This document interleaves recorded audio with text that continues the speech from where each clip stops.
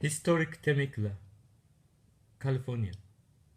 Since its early beginning, the Temecula Valley has always been a place where the combination of mild climate and beautiful rolling hills have attracted human settlement.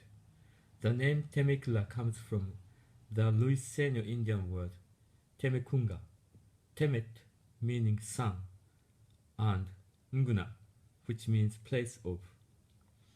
The Spanish interpreted and spelled the word as Temecula.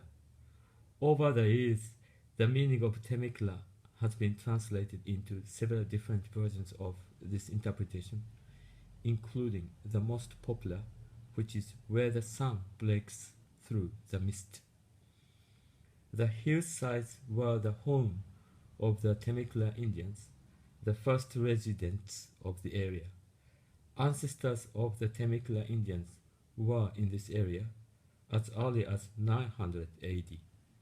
The native people from here to the coast who shared the same language and culture became commonly known as the Luiseños because many of their villages were once under the influence of Mission San Luis Rey.